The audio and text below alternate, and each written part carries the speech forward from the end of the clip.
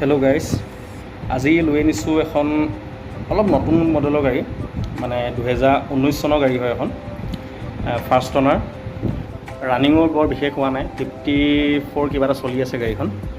আৰু বহুতে মানে অলপ 2018-19 চনৰ তেনেকুৱা গাড়ী কিছুমান মানে অলপ কম দামত পাম নেকি বুলি বিচাৰি থাকে, তো তেওঁলোকে এখন গাড়ী ল'ব পাৰিব।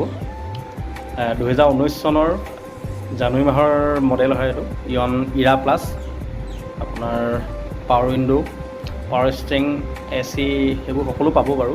বাকী টায়াৰ কণ্ডিশ্যনো অলমষ্ট নতুনেই হৈ আছে গাড়ীখনৰ। তো যাৰ বাজেট বৰ বিশেষ নাথাকে, মানে যাক বোলে 1.5 লাখ 1 লাখ 60 মানত আপোনাৰ 19-20 এনেকুৱা মডেলৰ গাড়ী, বিশেষকৈ বেলেগ গাড়ী বাৰু 18-19 চনৰ 2 লাখৰ ভিতৰত মানে পাবলৈ অকণমান দিগদাৰ, কিন্তু আপোনালোকে এইখন গাড়ী মানে একদম কম দামতে লৈ যাব পাৰিব।